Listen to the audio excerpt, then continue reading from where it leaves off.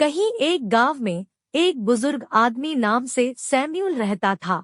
उसका दिल बड़ा ही दयालु था और वह अकेले रहते थे, लेकिन उन्होंने हमेशा लोगों की मदद करने के लिए हाथ बढ़ाया।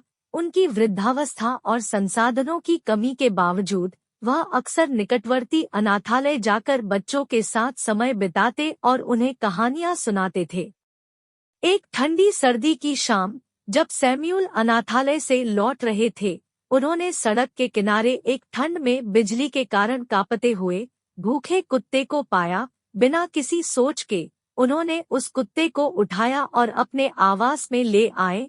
उन्होंने उसे खाना खिलाया और आग के पास गर्म बिस्तर बनाया। उसी दिन से उस कुत्ते को, जिसका नाम से मैक्स था, उसने वहां का सच्चा साथी बना लिया। दिनों बीतते गए, सैम्यूल और मैक्स सच्चे दोस्त बन गए। मैक्स हर जगह सैम्यूल के साथ चलता था और वह उनके साथ अपने दिनों को गांव में चलते, नए लोगों से मिलते और जहां भी जाते वहां प्रसन्नता फैलाते थे। एक दिन गांव पर एक भयंकर तूफान आया, जिससे बाढ़ और तबाही हो गई। कई घर नुकसान उठाए और कुछ पूरी तरह से नष्ट हो गए। गांव वाले निराश हो रहे थे, कोई किसी तरह का सहारा खोज रहे थे। अपनी वृद्धावस्था के बावजूद सैम्यूल ने अपने पड़ोसी लोगों की मदद के लिए मेहनत की, उन्हें भोजन, आश्रय और आराम देते रहे। मैक्स हमेशा उनके साथ रहा, साथ देता, उनके चारों तरफ से ऊर्जा भरता रहा। एक रात सैम्यूल ने अचानक अच्छा महसूस नहीं किया।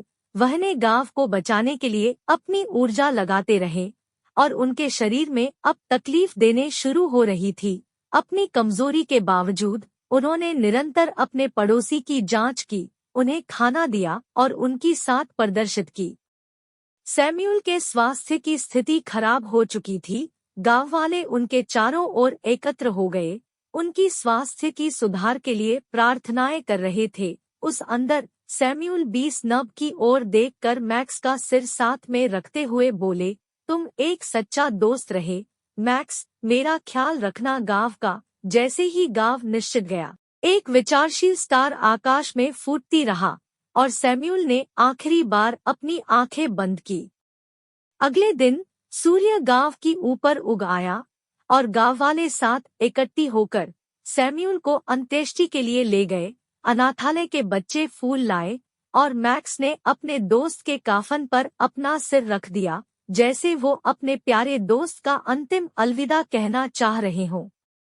जो भी इसके बाद के सप्ताह में हुआ, उसमें गांव सैम्यूल के दुख को तो अवश्य मनाया, लेकिन उसकी दया की किरण भी गांव वालों के दिलों में बनी रही। उनकी प्रेरणा को मानते हुए गांव वाले एक दूसरे की सहायता करना जारी रखे और ऐसे ही इस छोटी सी गांवे में सैम्यूल और मैक्स की कहानी दया, दोस्ती के अटूट बांध और प्यार भरी जनसमूह की आत्मा के रूप में बनी रही।